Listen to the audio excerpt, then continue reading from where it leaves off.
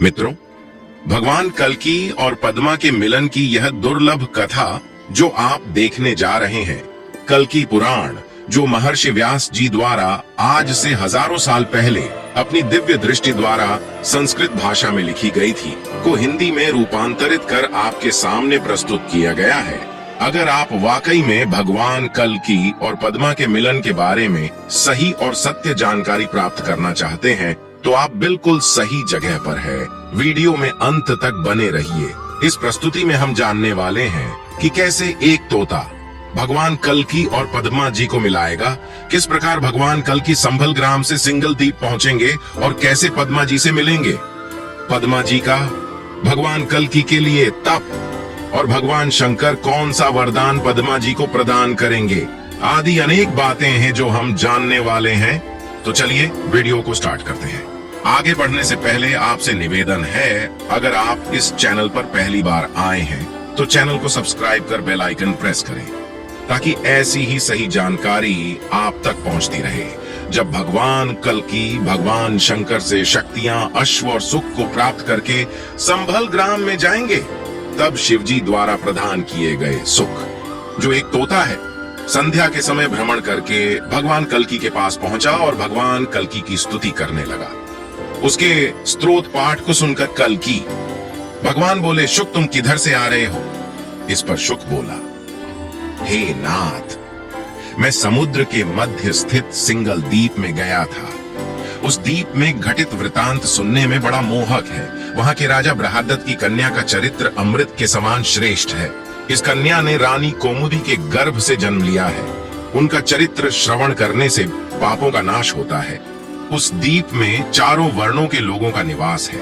भवन अटारी ग्रह युक्त नगर में वहां का राज भवन सुशोभित है।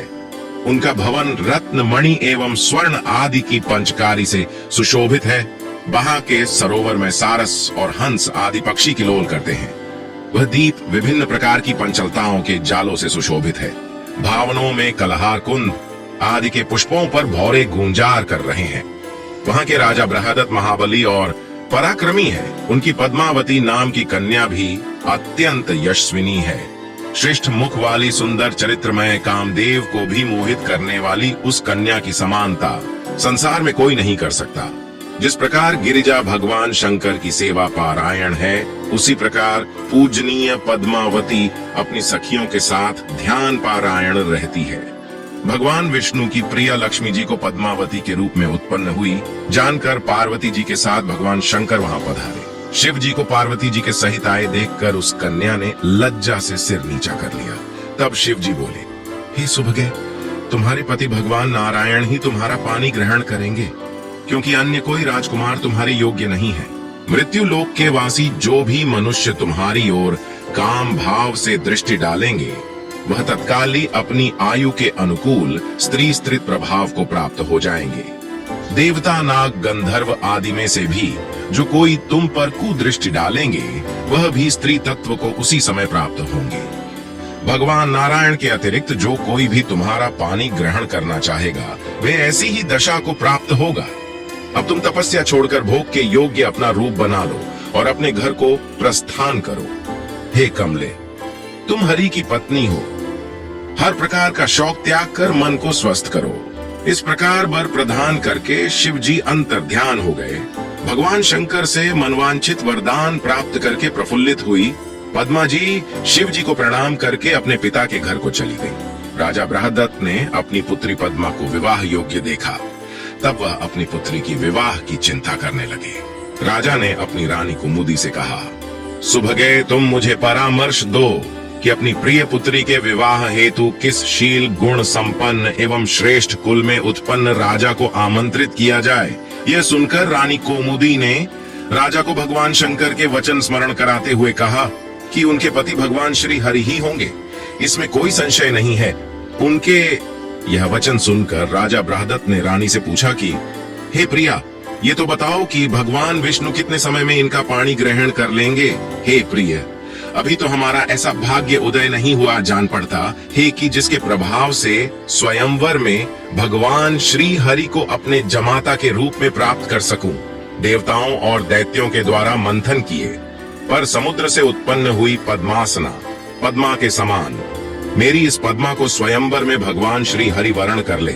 ऐसा सोचते हुए राजा बृहदत्त ने अपनी कन्या के स्वयंवर के निमित्त गुणवान, शीलवान, रूपान एवं महान ऐश्वर्य वाले युवावस्था से परिपूर्ण राजाओं को सम्मान सहित आमंत्रित किया। इस प्रकार उस सिंगल देश में पद्मा के स्वयंवर का उत्सव मनाए जाने लगा। बहुत के प्रकार के मंगल होने लगे और राजाओं के निवास आदि स्थान सज्जित किए जाने लगे। विवाह की इच्छा से सुवर्ण मणि रतन से विभूषित हुए राजागण देश विदेश से अपनी सेना के सहित वहां आने लगे। वे सभी बलवान रथ आदि विभिन्न वाहनों पर सवार होकर वहां आए। वे राजागण विविध प्रकार के वस्त्र भूषण माला आदि से विभूषित होकर रंगभूमि में आकर सादर सम्मानित होते हुए सुख पूर्वक अपने अपने स्थान पर बैठ गए। विभिन्न प्रकार के भोगों और ऐश्वर्या से संपन्न रमणीय चरित्र वाले एवं सबको प्रसन्न करने के स्वभाव वाले राजाओं को देखकर सिंहागल देश के राजा बृहदत्त ने अपनी कन्या को स्वयंवर में बुलाया। गोरी चंद्र नयनी, श्यामा मणि मोती रत्नों आदि से सब प्रकार विभूषित अत्यंत सुंदर हार को धारण किए हुए वह पद्मावती मोहमयी माया अथवा कामदेव की साक्षात पत्नी ही अवतरित हुई प्रतीत होने लगी। सुख भगवान कल्की से बोले, मैं स्वर्ग, मृत्यु लोक, पाताल लोक सभी में गमन करता हूँ, परंतु मैंने ऐसी रूपवान कन्या कहीं भी नहीं देखी। उस कन्या के पीछे दासियां चल रही थीं तथा उसके चारों ओर सखियां थीं। सभा स्थल के अगले भाग में बंदीगण खड़े थे। उस रंग भूमि में राजकुमारी पद्मा मदगति से प्रविष्ट हुई। आगत नरेशों के कुल गुणशील आदि का वर्णन श्रवण करती हुई वह हंस गति वाली राजकन्या हाथों में रत्नमाला लिए हुए अपने चंचल अंगों से शोभा को पाती हुई और कटाक्ष पूर्वक सबको देखती हुई बढ़ती जा रही थी। लाल रंग के रेशमी वस्त्र धारण किए हुए कोकिला जैसी स्वर वाली, जिसके रूप से तीनों लोक मोहित हो रहे थे, उस मनमोहिनी सुकुमारी राजकन्या को रंगभूमि में घूमती हुई देखकर कामदेव के वशीभूत हुए। राजागण ऐसे विह्वल चित्त हो गए कि उनके वस्त्र आदि सभी खुलकर पृथ्वी पर गिरने लगे। काम से विमोहित हुए उन राजाओं ने जैसे ही उस राजकन्या को वासनामय नेत्रों से देखा, वैसे ही भगवान शंकर के वरदान अनुसार वह जिस रूप पर लालायत हुए थे, वैसे ही रूप वाली नारी का रूप उन्हें प्राप्त हो गया। इस प्रकार सुंदर मुख और कमल जैसे नेत्रों को प्राप्त हुए वे राजागण अपने को स्त्री हुआ देखकर पद्मा के पीछे पीछे उनकी सहेली बनकर चलने लगे। उस समय पद्मा के विवाह का वह उत्सव देखने के निमित्त में मैं पास ही के एक वृक्ष पर बैठा था। जब वे राजागण स्त्री रूप हो गए तब तो पद्मा जी अत्यंत शोकित हो उठी। मैं उनके विलाप को सुनता रहा। उस मंगलमय उत्सव के इस प्रकार समाप्त हो जाने पर पद्मा ने भगवान शंकर का ध्यान कर जो करुण विलाप किया था, उस विलाप को आप श्रवण कीजिए। पद्मा ने देखा कि सभी राजागण मुझे देखते ही अपने हाथी अश्वरथ आदि से विलग होकर स्त्री रूप में मेरी सहेली होकर साथ साथ चल रहे हैं, तो वह अत्यंत दीनता पूर्वक अपने आभूषणों को त्याग कर धरती को कुरेदने लगी। फिर वह शिव जी के वरदान की सफलता के हेतु भगवान विष्णु का पति भाव से ध्यान करने लगी। तदंतर विषमत मुख वाली पद्मा अपनी सहेलियों के मध्य स्थित हुई। भगवान विष्णु का पति स्वरूप में विचार करती हुई अपनी निकट स्थित विमला नाम की सहेली से कहने लगी, हे विमले, क्या ब्रह्मा ने मेरे भाग्य में यही लिख दिया है कि जो पुरुष मुझे देखे तुरंत स्त्री तत्व को प्राप्त हो जाए? सखी जैसे मरुभूमि में बोया गया बीज निष्फल होता है, वैसे ही मुझ अभागिन द्वारा भगवान शंकर की गई उपासना व्यर्थ हो गई। भगवान रमापति विष्णु संपूर्ण विश्व के आदिश्वर और प्रभु हैं। मैं उन्हें पति रूप में प्राप्त करने की कामना करूं तो क्या वह मुझे स्वीकार करेंगे? यदि भगवान शंभु का वचन मिथ्या हो गया और भगवान विष्णु ने मेरी कामना नहीं सुनी, तो मैं उन्हीं भगवान श्री हरि का ध्यान करती हुई अपने देह को अग्निकुंड में डालकर भस्म कर दूंगी। मैं तो यह समझती हूँ कि विधाता मुझसे विमुख है, तभी तो शिव जी ने मुझे वैसा वरदान देकर ठग लिया है। भगवान श्री हरि के द्वारा परित्यागता होकर मेरे अतिरिक्त और कौन जीवित रह सकता है? पद्मा जी इस प्रकार से विलाप करती हैं। उनके करुण वचनों को सुनकर ही मैं आपके निकट उपस्थित हुआ हूँ। सुख के यह वचन सुनकर अत्यंत विस्मय को प्राप्त हुए। कल्की जी ने सुख से कहा, हे सुख, तुम मेरी प्रिय पद्मा को आश्वासन देने के निमित्त पुनः सिंगल देश को प्रस्थान करो। हे सुख, तुम हमारे संदेश वाहक होकर पद्मा को हमारे रूप का वृतांत सुनाना और फिर शीघ्र ही यहाँ लौट आना। अवश्य ही पद्मा मेरी पत्नी और मैं उनका पति हूँ। विधाता ने यह सहयोग नियत किया है और यह कार्य तुम्हारी मध्यस्थता से ही संपन्न होना है। तुम सर्वज्ञ हो, नियम और काल के भी ज्ञाता हो। तुम अपने वचनों से पद्मा का शोक हरो और मेरे द्वारा ग्रहण किए जाने का आश्वासन देकर यहाँ लौट आओ। कल्की जी का ऐसा आदेश पाकर मुदित हुए शूक ने उन्हें प्रणाम किया और शीघ्रता पूर्वक सिंगल देश को प्रस्थान किया। मार्ग में समुद्र के पार जाकर सूख ने अमृत जल का पान किया और बिजौरे के फलों का भक्षण किया और फिर राजभवन में प्रविष्ट हो गया। वह अंतपुर में पहुंचकर राज्य कन्या के निवास स्थान पर जाकर नाग केसर के एक वृक्ष पर बैठ गया और पद्मा जी को देखकर मनुष्य की भाषा में उनसे बोला, हे वरारोहे रूप, यौवन से संपन्न तुम कुशल पूर्वक तो हो। तुम अपने चंचल नेत्रों से सुशोभित द्वितीय लक्ष्मी ही प्रतीत होती हो। तुम कमल जैसे मुख वाली कमल गंधा कमलाक्ष तथा कमल के समान हाथों वाली हो। अपने हाथों में तुमने कमल धारण किया हुआ है। यह लक्षण तुम्हारा लक्ष्मी होना सूचित करता है। विधाता ने क्या संपूर्ण विश्व का रूप तुम ही से भरकर तुम्हें ही सब जीवों को मोहित करने वाली बना दिया है। सुख के यह अद्भुत वचन सुनकर पद्मा ने हंसकर कहा, तुम कौन हो? कहां से आगमन हुआ है? तुम इस सुख वेश में देवता हो अथवा दानव? तुम यहाँ आकर किस लिए ऐसी दया प्रदर्शित कर रहे हो? सुख ने कहा, हे देवी, मैं सब कुछ जानने वाला तथा सब शास्त्रों का तत्व ज्ञानी हूँ। मैं स्वेच्छा पूर्वक सर्वत्र गमन करने में समर्थ हूँ। देवता, गंधर्व अथवा राजा की सभा में मेरा पूर्ण सम्मान होता है। मैं गगन मंडल में अपनी इच्छा के अनुसार विचरण करता हूँ। मैं आपके दर्शनार्थी यहाँ आ पहुंचा हूँ। आपने हास्य लाभ सखियों का संग सब त्याग रखा है। तुमको इस स्थिति में देखकर दीन हृदय हुआ। मैं तुम्हारी कोकिल जैसी मधुर वाणी में तुम्हारे दुखी रहने और जीव्या के अग्रभाग से निश्चित अक्षर पंक्तियां जिनके कानों को सुनाई पड़ जाए, उनकी तपस्या का प्रभाव कहां तक कहां जा सकता है। तुम्हारे समक्ष पुष्प की सुंदरता भी कम है तथा चंद्रकांति भी क्या वस्तु है। ज्ञानी जन जिस ब्रह्म रूपी पीयूष का वर्णन करते हैं, वह आनंद भी तुम्हारी क्या समता करेगा। आपके सुंदर मुख के दर्शन करने वाले को पुनः जन्म धारण नहीं करना पड़ता है। हे ब्राहदत्त सुते, अपने मानसिक दुखों का कारण मुझे बताओ। हे भामनी, तुम्हारी देह बिना रोग के ही तप से शरीर दिखाई दे रही है। जैसे मेल के कारण कंचन की प्रतिमा मैली हो जाती है, वैसे ही तुम्हारा देह भी मलिन हो गया है। पद्मा ने कहा, उच्च कुल में उत्पन्न होने से ही क्या प्रयोजन सिद्ध हो जाता है, अर्थात देव की प्रतिकूलता हो तो। यदि तुम मेरा वृतांत नहीं जानते हो तो सुनो। मैंने अपनी बाल और किशोर अवस्था में भगवान शंकर की आराधना की थी। मेरे द्वारा किए गए उस पूजन से प्रसन्न हुए शिव जी ने पार्वती जी के सहित प्रकट होकर मुझसे कहा था कि है पद्मावर मांगिए।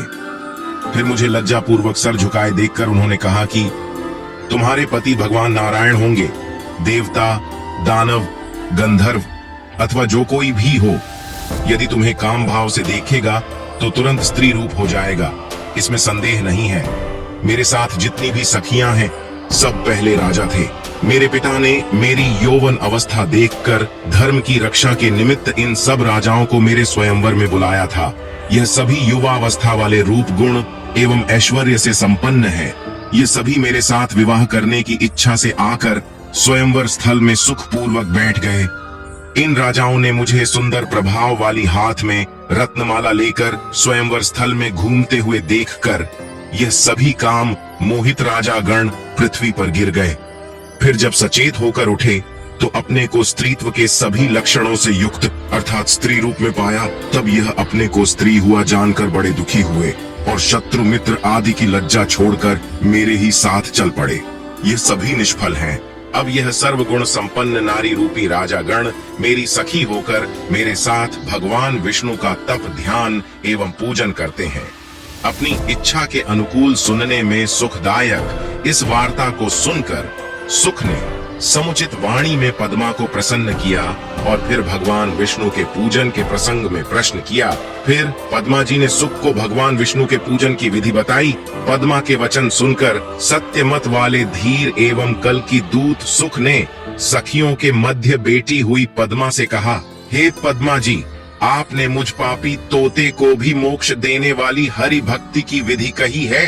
उसे तुम्हारी कृपा से मैंने भली प्रकार सुना है, परंतु मैं तुम्हें रत्नालकारों से विभूषित स्वर्णमयी प्रतिमा के समान तीनों लोकों में दुर्लभ साक्षात लक्ष्मी रूप में देख रहा हूँ।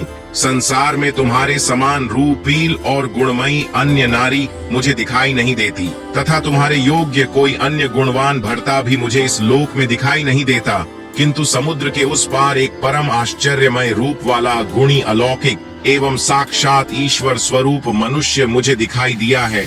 उसका सर्व सौंदर्य देह ब्रह्मा द्वारा रचित प्रतीत नहीं होता। ध्यान योग से देखें तो उसमें और भगवान वासुदेव में कुछ भी अंतर नहीं मिलेगा। हे पद्मा जी, तुम भगवान विष्णु के जिस अमित तेजोमय स्वरूप का ध्यान करती हो, उस रूप में और उस मनुष्य के रूप में कोई अंतर दिखाई नहीं देता। पद्मा ने कहा, हे सुख, तुमने अभी क्या कहा है? उस बात को पुनः कहो। उन्होंने अवतार लिया है। यदि तुम उनका पूर्ण वृतांत जानते हो तो मुझे विस्तार पूर्वक सुनाओ। तुम वृक्ष से उतर कर आओ, मैं विधिवत तुम्हारा सत्कार करूंगी। तुम फलों का भक्षण कर दुग्ध का पान करो। मैं तुम्हारी चोंच को पारस मणि और रत्नों से सजाकर उन्हें मनमोहक और दीप्तमय कर दूंगी। तुम्हारे कंठ से सूर्यकांत मणि जड़ित स्वर्ण पट्टी बांधकर दोनों पंखों को मोतियों से सजाऊंगी। तुम्हारे पंख और शरीर को कुमकुम से रच करके ऐसा सुशोभित करूंगी कि सब तुम्हें देखते ही अत्यंत आनंदित हो जाएं। तुम्हारी पूंछ को स्वच्छ मणि से गुथ दूंगी। तुम्हारे द्वारा कहे गए शब्दों को सुनकर ही मेरे मन की व्यथा मिट गई। मुझे बताओ कि मुझे क्या करना है। सखियों के सहित मैं तुम्हारी चर्चा करूंगी। पद्मा के वचन सुनकर हर्षित हुआ। सुख पद्मा के पास जा पहुंचा और श्रेष्ठ प्रसंग करने लगा। सुख बोला, भगवान लक्ष्मीपति ने धर्म स्थापना हेतु ब्रह्मा जी द्वारा प्रार्थना करने पर संभल ग्राम में विष्णु यश के यहाँ अवतार लिया है। बेचार भाई अपने परिवार के साथ स्थित हैं। उपनयन संस्कार होने के बाद उन्होंने परशुराम जी से वेद की शिक्षा प्राप्त की। फिर उन्होंने धनुर्वेद और वेद की शिक्षा प्राप्त की और शिव जी से अश्व कवच और वरदान प्राप्त कर संभल ग्राम में अपने घर लौटे।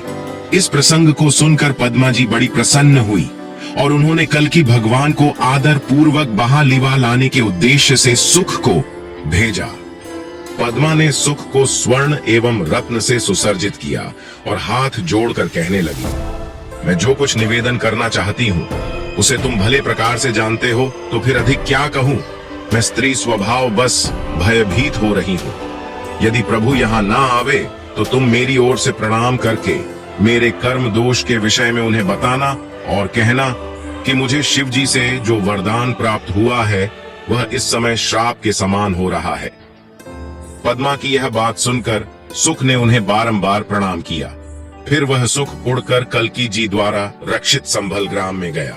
कल्की जी ने सुख को आया हुआ देखकर उसको गोद में लेकर उसे स्वर्ण रत्न और मणि से सुसज्जित देखा तो अत्यंत हर्षित हुए। अत्यंत तेजस्वी कल्की जी ने सुख का सत्कार करते हुए उसे दुग्ध पान कराया और उससे सब प्रसंग पूछा। हे सुख, तुम इस समय किस देश से आ रहे हो? वहां तुमने कौन सी अद्भुत वस्तु देखी है? तुम कहाँ थे? किसके द्वारा मणि और स्वर्ण से विभूषित किए गए हो? रात दिन मैं तुमसे मिलने के लिए उत्सुक रहा हूँ।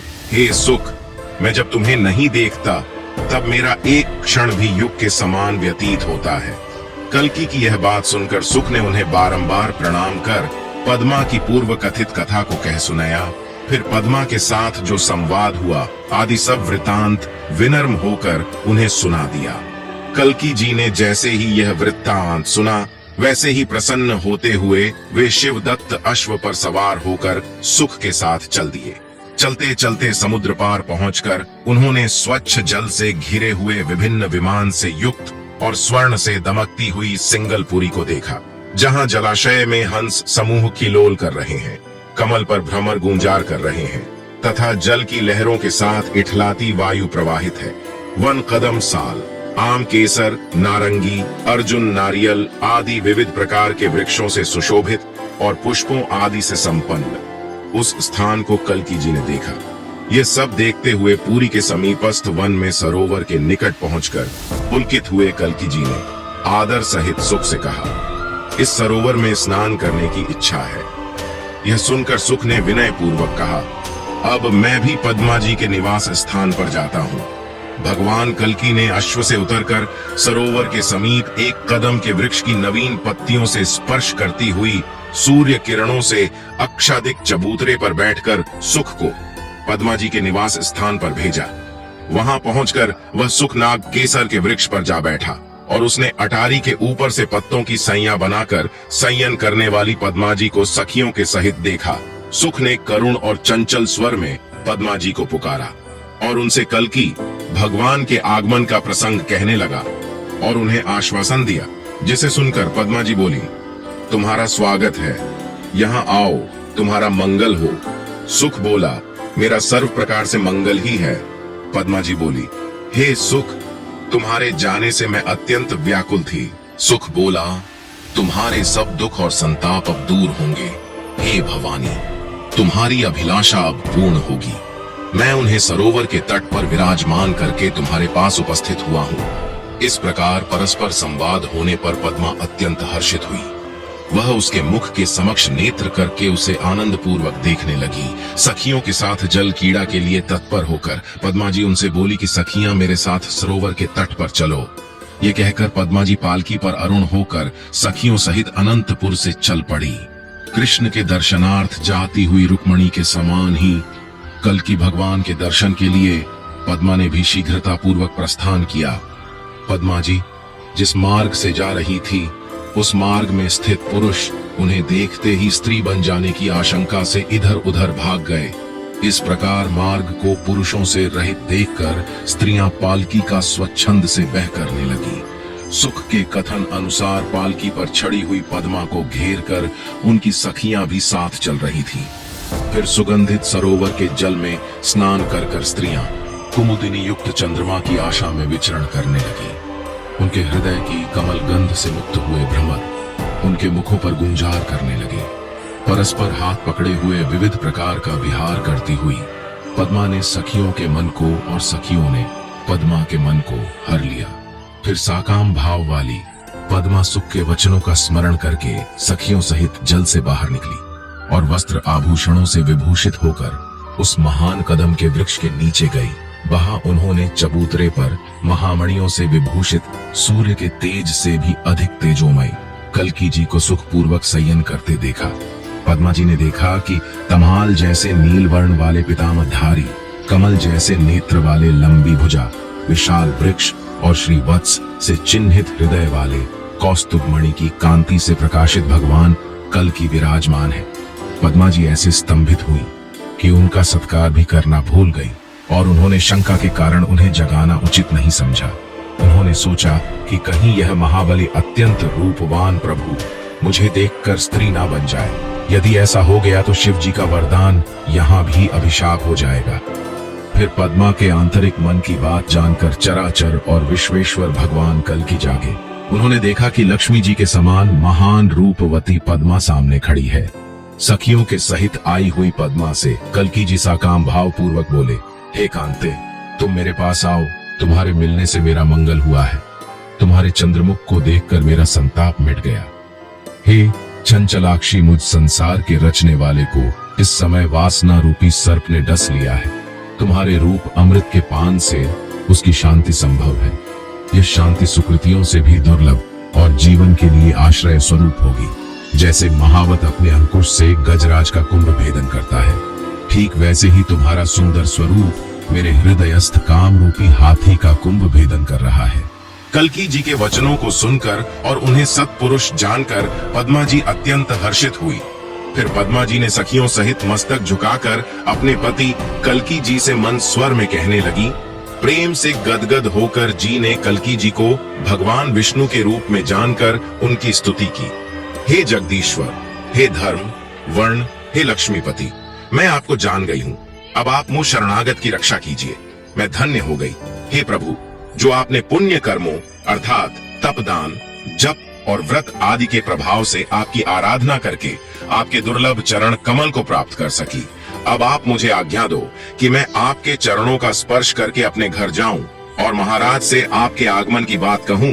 यह कहकर श्रेष्ठ रूप वाली पद्मा अपने पिता राजा बृहदत्त के पास जाकर भगवान कल्की के आगमन का वृतांत सुनाया। राजा ब्रहाडल ने भगवान कल्कि का आगमन सुनकर हर्ष व्यक्त किया।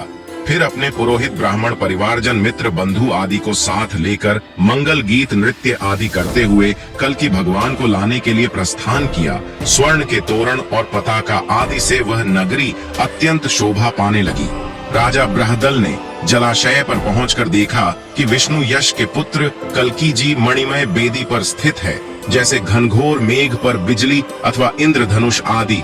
लक्ष्मीपति कल्कि जी को देखकर आंसू युक्त पुलकित देह के सहित राजा ने उनका विधि पूर्वक पूजन किया। राजा बोले, हे ईश्वर, जैसे यदुनाथ वन में जाकर मानधाता के पुत्र से मिले थे, वैसे ही आपका आगमन मेरे लिए हुआ है।